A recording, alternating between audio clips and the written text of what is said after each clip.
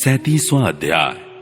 केशी और व्योमासुर का उद्धार तथा नारद जी के द्वारा भगवान की स्तुति।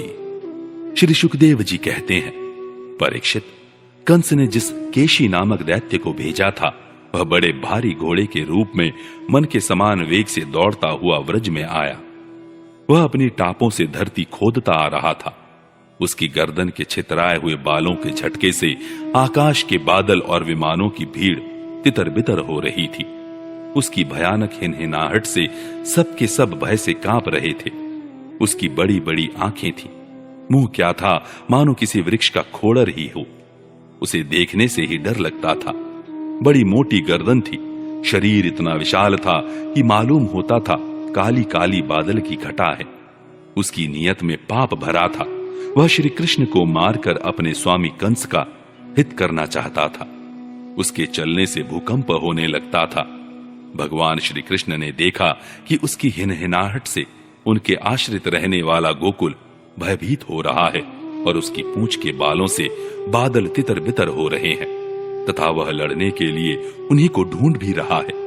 तब वे बढ़कर उसके सामने आ गए और उन्होंने सिंह के समान गरज कर उसे ललकारा। भगवान को सामने आया देख वह और भी चिढ़ गया तथा उनकी ओर इस प्रकार मुंह फैलाकर दौड़ा मानो आकाश को पी जाएगा। परीक्षित, सचमुच केशी का वेग बड़ा प्रचंड था। उस पर विजय पाना तो कठिन था ही, उसे पकड़ लेना भी आसान नहीं था। उसने भगवान के पास पहुंचकर दुलत्ती झाड़ी, परंतु भगवान ने उससे अपने को बचा लिया। भला वह इंद्रियातीत को कैसे मार पाता। उन्होंने अपने दोनों हाथों से उसके दोनों पिछले पैर पकड़ लिए और जैसे गरुड़ सांप को पकड़कर झटक देते हैं, उसी प्रकार क्रोध से उसे घुमाकर बड़े अपमान के साथ 400 हाथ की दूरी पर फेंक दिया और स्वयं अकड़कर खड़े हो गए। थोड़ी ही देर के बाद केशी फिर सचेत हो गया और उठ खड़ा हुआ। इसके बाद वह क्रोध से तिलमिलाकर और मुंह फाड़कर बड़े वेग से भगवान की ओर झपटा। उसको दौड़ते देख भगवान मुस्कुराने लगे। उन्होंने अपना बायां हाथ उसके मुंह में इस प्रकार डाल दिया जैसे सर्प बिना किसी आशंका के अपने बिल में घुस जाता है। परीक्षित, भगवान का अत्यंत कोमल कर कमल भी उस समय ऐसा हो गया मानो तपाया हुआ लोहा हो। उसका स्पर्श होते ही केशी के दांत टूट टूट कर गिर गए और जैसे जलोदर रोग उपेक्षा कर देने पर बहुत बढ़ जाता है, वैसे ही श्री कृष्ण का भुजदंड उसके मुंह में बढ़ने लगा। अचिंत्य शक्ति भगवान श्री कृष्ण का हाथ उसके मुंह में इतना बढ़ गया कि उसकी सांस के भी आने जाने का मार्ग न रहा। अब तो दम घुटने के कारण वह पैर पीटने लगा। उसका शरीर पसीने से लथपथ हो गया। आंखों की पुतली उलट गई। वह मल त्याग करने लगा। थोड़ी ही देर में उसका शरीर निश्चेष्ट होकर पृथ्वी पर गिर पड़ा तथा उसके प्राण पखेरु उड़ गए। उसका निष्प्राण शरीर फूला हुआ होने के कारण गिरते ही पकी ककड़ी की तरह फट गया। महाबाहु भगवान श्री कृष्ण ने उसके शरीर से अपनी भुजा खींच ली। उन्हें इससे कुछ भी आश्चर्य या गर्व नहीं हुआ। बिना प्रयत्न के ही शत्रु का नाश हो गया। देवताओं को अवश्य ही इससे बड़ा आश्चर्य हुआ। वे प्रसन्न हो होकर भगवान के ऊपर पुष्प बरसाने और उनकी स्तुति करने लगे। परीक्षित, देवर्षि नारद जी भगवान के परम प्रेमी और समस्त जीवों के सच्चे हितैषी हैं।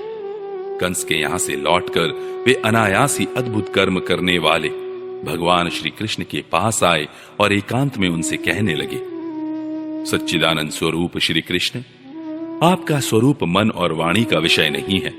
आप योगेश्वर हैं। सारे जगत का नियंत्रण आप ही करते हैं। आप सबके हृदय में निवास करते हैं और सबके सब आपके हृदय में निवास करते हैं। आप भक्तों के एकमात्र वांछनीय यदुवंश शिरोमणि और हमारे स्वामी हैं। जैसे एक ही अग्नि सभी लकड़ियों में व्याप्त रहती है, वैसे एक ही आप समस्त प्राणियों के आत्मा है। आत्मा के रूप में होने पर भी आप अपने को छिपाए रखते हैं, क्योंकि आप पंचकोश रूप गुफाओं के भीतर रहते हैं। फिर भी पुरुषोत्तम के रूप में, सबके नियंता के रूप में और सबके साक्षी के रूप में आपका अनुभव होता ही है। प्रभु, आप सबके अधिष्ठान और स्वयं अधिष्ठान रहित हैं। आपने सृष्टि के प्रारंभ में अपनी माया से ही गुणों की सृष्टि की और उन गुणों को ही स्वीकार करके आप जगत की उत्पत्ति, स्थिति और प्रलय करते रहते हैं। यह सब करने के लिए आपको अपने से अतिरिक्त और किसी भी वस्तु की आवश्यकता नहीं है, क्योंकि आप सर्वशक्तिमान और सत्य संकल्प हैं। वही आप दैत्य, प्रमथ और राक्षसों का, जिन्होंने आजकल राजाओं का वेश धारण कर रखा है, विनाश करने के लिए तथा धर्म की मर्यादाओं की रक्षा करने के लिए यदुवंश में अवतीर्ण हुए हैं। यह बड़े आनंद की बात है कि आपने खेल ही खेल में घोड़े के रूप में रहने वाले इस केशी दैत्य को मार डाला। इसकी हिनहिनाहट से डरकर देवता लोग अपना स्वर्ग छोड़कर भाग जाया करते थे। प्रभु, अब परसों मैं आपके हाथों चाणूर, मुष्टिक, दूसरे पहलवान, कुवलयापीढ़ हाथी और स्वयं कंस को भी मरते देखूंगा। उसके बाद शंखासुर, कालयवन, मुर और नरकासुर का वध देखूंगा। आप स्वर्ग से कल्प वृक्ष उखाड़ लाएंगे और इंद्र के ची चपड़ करने पर उनको उसका मजा चखाएंगे। आप अपनी कृपा, वीरता, सौंदर्य आदि का शुल्क देकर वीर कन्याओं से विवाह करेंगे और जगदीश्वर, आप द्वारका में रहते हुए नृक को पाप से छुड़ाएंगे। आप जामवती के साथ समयंतक मणि को जामवान से ले आएंगे और अपने धाम से ब्राह्मण के मरे हुए पुत्रों को ला देंगे।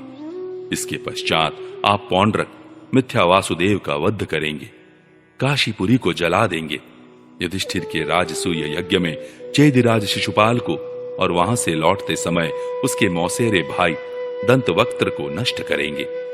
प्रभु, द्वारका में निवास करते समय आप और भी बहुत से पराक्रम प्रकट करेंगे, जिन्हें पृथ्वी के बड़े बड़े ज्ञानी और प्रतिभाशील पुरुष आगे चलकर गाएंगे। मैं वह सब देखूंगा। इसके बाद आप पृथ्वी का भार उतारने के लिए काल रूप से अर्जुन के सारथी बनेंगे और अनेक अक्षौहिणी सेना का संहार करेंगे। यह सब मैं अपनी आंखों से देखूंगा। प्रभु, आप विशुद्ध विज्ञान घन हैं। आपके स्वरूप में और किसी का अस्तित्व है ही नहीं। आप नित्य निरंतर अपने परमानंद स्वरूप में स्थित रहते हैं, इसीलिए सारे पदार्थ आपको नित्य प्राप्त ही हैं। आपका संकल्प अमोघ है। आपकी चिन्मय शक्ति के सामने माया और माया से होने वाला यह त्रिगुणमय संसार चक्र नित्य निवृत्त है, कभी हुआ ही नहीं। ऐसे आप अखंड, एक रस, सच्चिदानंद स्वरूप, निर्तिशय ऐश्वर्य संपन्न भगवान की मैं शरण ग्रहण करता हूं। आप सबके अंतर्यामी और नियंता हैं, अपने आप में स्थित परम स्वतंत्र हैं। जगत और उसके अशेष विशेषों, भाव अभाव रूप सारे भेद विभेदों की कल्पना केवल आपकी माया से ही हुई है। इस समय आपने अपनी लीला प्रकट करने के लिए मनुष्य का सा श्री विग्रह प्रकट किया है और आप यदु, वृषणी तथा सात्वत वंशियों के शिरोमणि बने हैं। प्रभु, मैं आपको नमस्कार करता हूं। श्री सुखदेव जी कहते हैं, परीक्षित, भगवान के परम प्रेमी भक्त देवर्षि नारद जी ने इस प्रकार भगवान की स्तुति और प्रणाम किया। भगवान के दर्शनों के आह्लाद से नारद जी का रोम रोम खिल उठा। तदनंतर उनकी आज्ञा प्राप्त करके वे चले गए। इधर भगवान श्री कृष्ण केशी को लड़ाई में मारकर फिर अपने प्रेमी एवं प्रसन्न चित्त ग्वाल बालों के साथ पूर्ववत पशुपालन के काम में लग गए तथा व्रजवासियों को परमानंद वितरण करने लगे। एक समय वे सब ग्वाल बाल पहाड़ की चोटियों पर गाय आदि पशुओं को चरा रहे थे तथा कुछ चोर और कुछ रक्षक बनकर छिपने छिपाने का लुका लुकी का खेल खेल रहे थे। राजन, उन लोगों में से कुछ तो चोर और कुछ रक्षक तथा कुछ भेड़ बन गए थे। इस प्रकार वे निर्भय होकर खेल में रम गए थे। उसी समय ग्वाल का वेश धारण करके व्योमासुर वहां आया। वह मायावियों के आचार्य मयासुर का पुत्र था और स्वयं भी बड़ा मायावी था। वह खेल में बहुधा चोर ही बनता और भेड़ बने हुए बहुत से बालकों को चुराकर छिपा आता।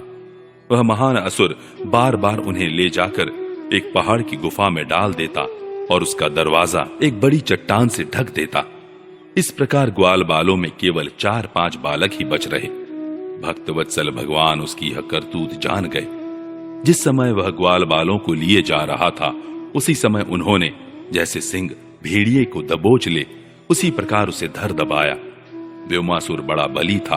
उसने पहाड़ के समान अपना असली रूप प्रकट कर दिया और चाहा कि अपने को छुड़ा लूं, परंतु भगवान ने उसको इस प्रकार अपने शिकंजे में फांस लिया था कि वह अपने को छुड़ा न सका।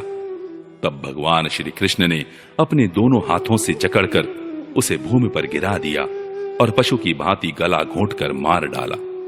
देवता लोग विमानों पर चढ़कर उनकी यह लीला देख रहे थे।